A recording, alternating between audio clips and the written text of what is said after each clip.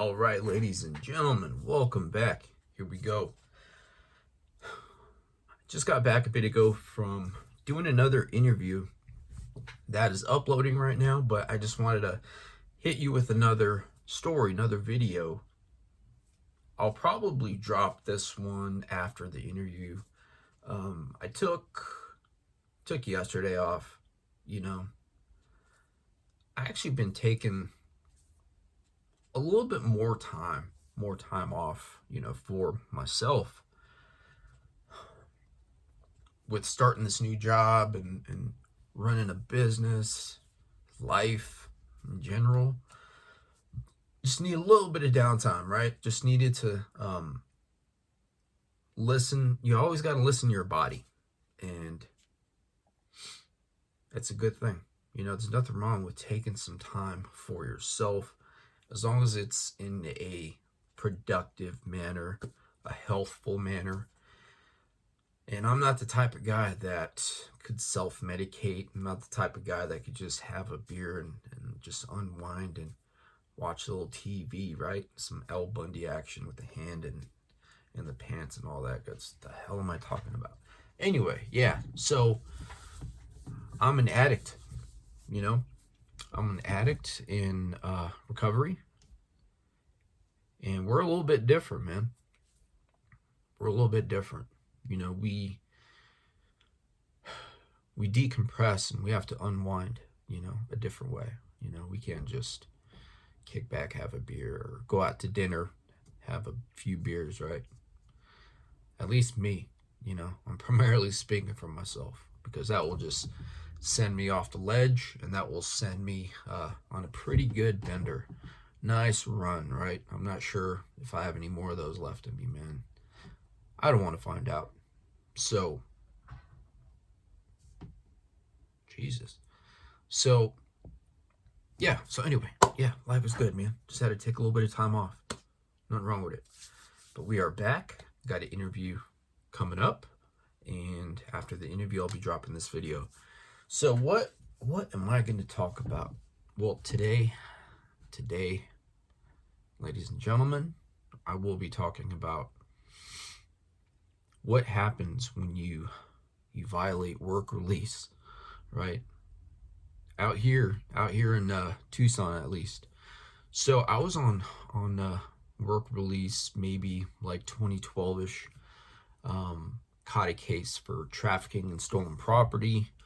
And I got placed on, since I didn't have a criminal background aside from a DUI in 2001. I had a really good public defender, and she was able to get me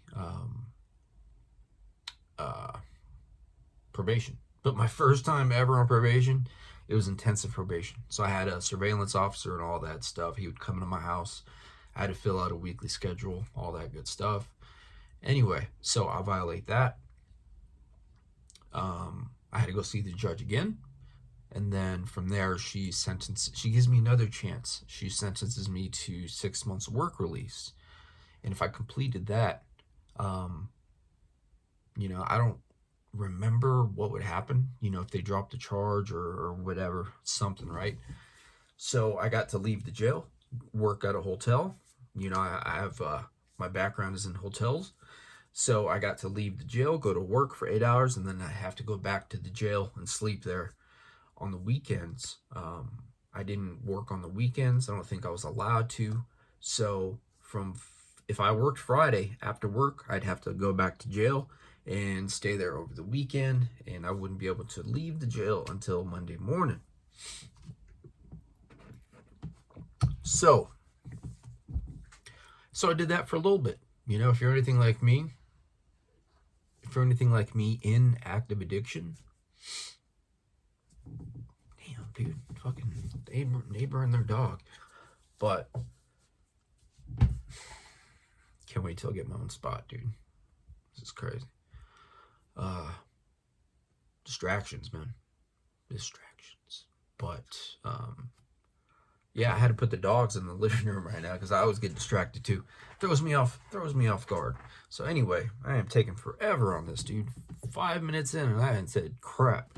Anyway, so yeah, I got blessed with the opportunity of work release. And of course, I wasn't ready. If you're anything like me, you kind of feel things out, once say for example, you start a new job, you feel it out, and then that's when we start messing around again, right? We start getting squirrely. So I did that. I definitely did that.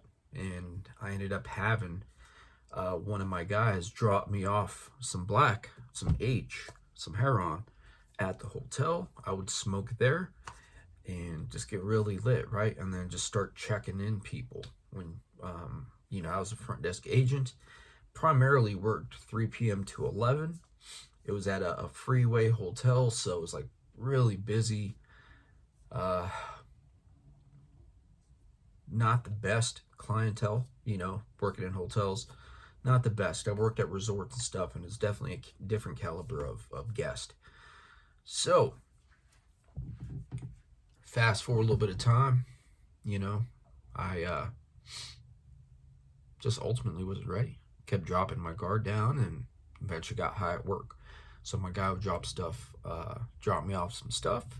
As soon as the coast was clear at the front desk, I would check the vacant rooms, like pull up a vacant rooms list on the computer and see which rooms are empty. I'd find the nearest one, or at least a room in the area where I could see a guest pull up, or, just something like that, right? The nearest room. Because I'd go, as soon as the coast was clear at the desk, I'd go straight to an empty room, and then I'd get high. I'd smoke my H.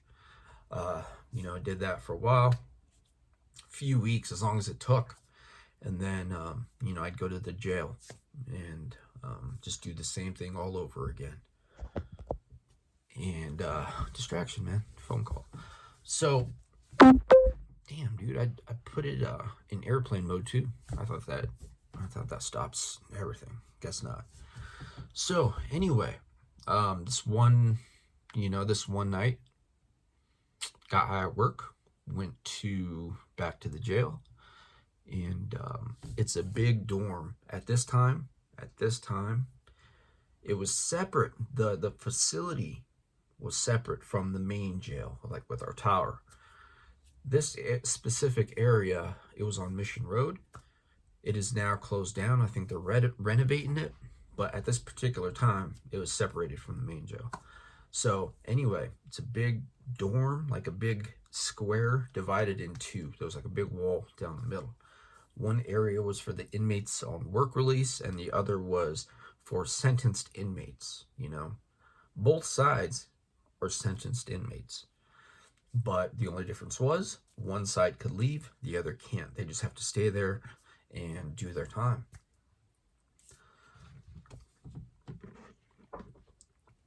Anyway, so this one night, I get back to the jail. I was super high, dude. I was so high after I checked in. I checked in, had my work clothes. They strip you out, and I got to put on a new, like scrubs, right? They were all red. So after that, I must have been so freaking high, dude. I forgot where my bunk was. This was like 11:30 at night. And here I am getting, the majority of people are asleep. And here I am just high out of my mind, dude. High out of my mind. I wasn't blacked out, but I was super high, dude. So the cool thing about that place is we got to put money on our own books. And they give us like a little key card, a little key card, kind of like this. And there were vending machines there, and we could just put it in, get a soda if we want. I think there were snacks too. Anyway, so I try and find my bunk. I find it, and then what do I do? From there, I go to the vending machine, and I get some snacks, soda. I liked, they had some red soda there. I don't remember if it was like Big Red or something. But, I did that. I got some snacks and then went to my bunk. Actually, I had to eat it outside before I went to my bunk. Anyway, so somebody either told on me or one of the COs saw, you know, how lit I was. I wasn't the same. I definitely wasn't the same. I was lit. And so they dropped me. When I woke up the next day, they dropped me. So I had to do a UA. At that point on, dude, I was sweating bullets. I knew I messed up, man. I knew I messed up. At this point in my life, I wasn't using every day. But, you know, after a certain amount of time of clean time, you use once, that triggers something in our brain to want to do it again. Just because the tolerance is super low, you know how good you felt, how high you felt. Alright, my bad. My freaking bad. I ran out of storage, man. Another distraction, right? Hell yeah, dude. Love distractions. Just gotta get back up. Anyway, here we go. So, like I was saying, you know, if you're clean for a while and then you have a lapse in your recovery, that triggers something in your brain to want to use again. You know, it could be the next day, could be a week, could be a couple weeks, however long it takes. And it's an overpowering thought. It's an overpowering feeling. And it's one of the biggest head games out there that I've ever experienced. So that's where I was. That's where I was in life. I forgot where I left off in this video. So anyway, they found out I dropped dirty and they yanked me from the work release side and I got sent to the other side of the dorm. That side of the dorm, like I said, we can't leave. I was on work release, right? I could leave the facility. Once I dropped dirty, I got sent to the other side. You can't leave. Even if I was due to work that day, I can't leave. It's jail, right? It's jail. Just because even if my boss could confirm it, I still can't leave. So that was part of the conditions.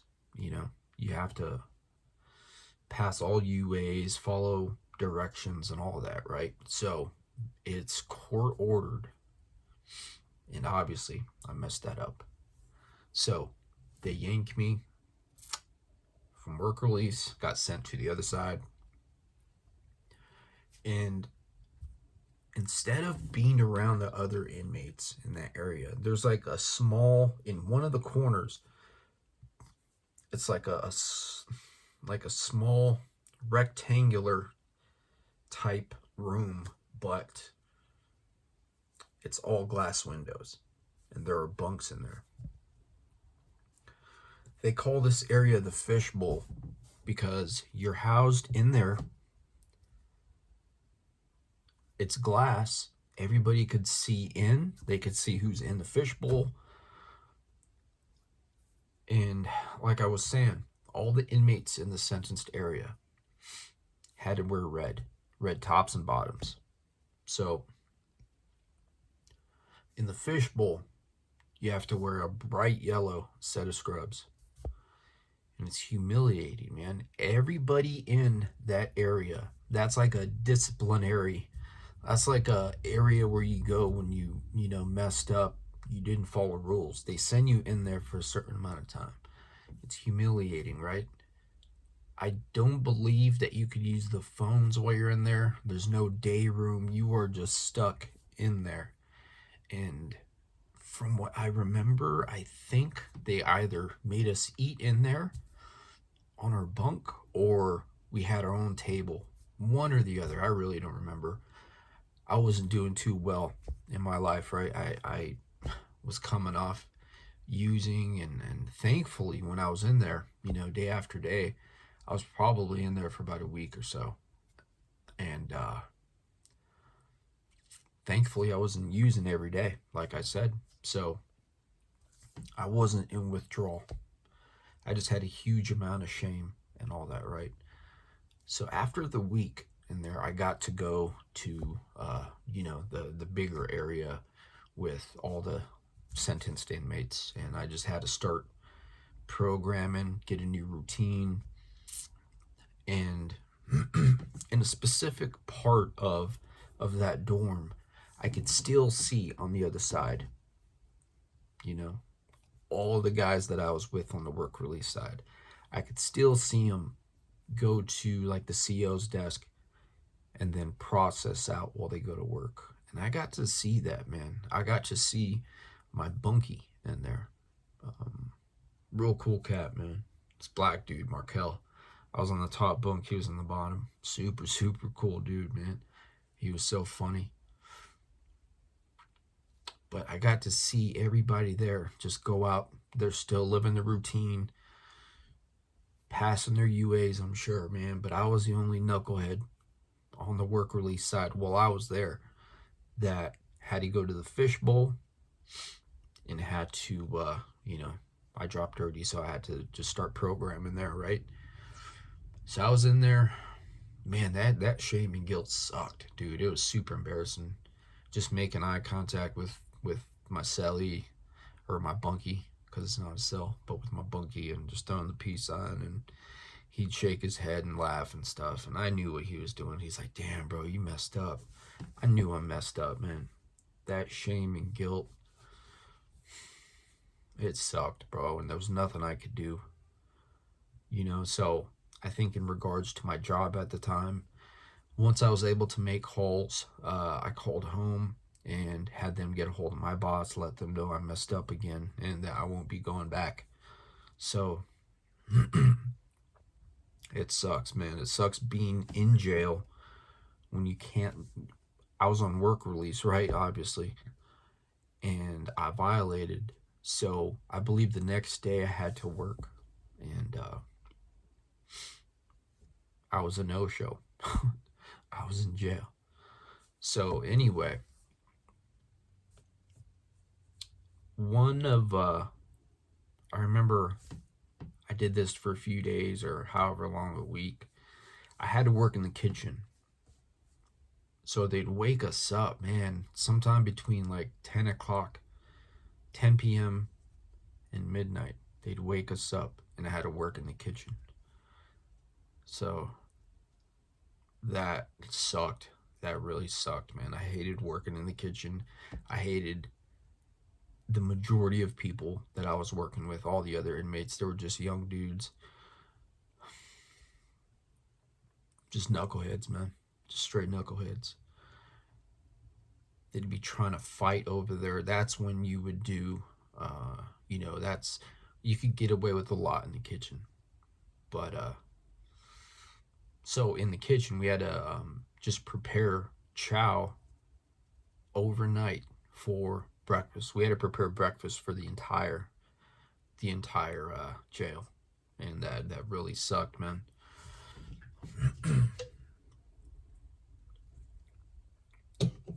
So anyway, did that for a little bit, and I had to go see the same judge that sentenced me. Good Lord, ran out of storage again. All right, we're back. Let me just knock this out, man. Anyway, so I had to see the same judge, man. She was not happy. The same freaking judge that sentenced me to intensive probation. The same freaking judge that gave me another opportunity to do work release. I pretty much shoved all that right back in her face with me not, basically with me just messing around and just not caring, man. Just not caring.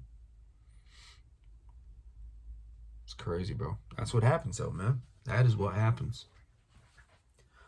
So from that point on, man, one day they wake me up for court and I had to go to sentencing. I was hoping, I was working with my, not attorney, but public defender, we were shooting for treatment. You know, I wanted to go to a rehab. I needed to go to a rehab. That's what we were fighting for.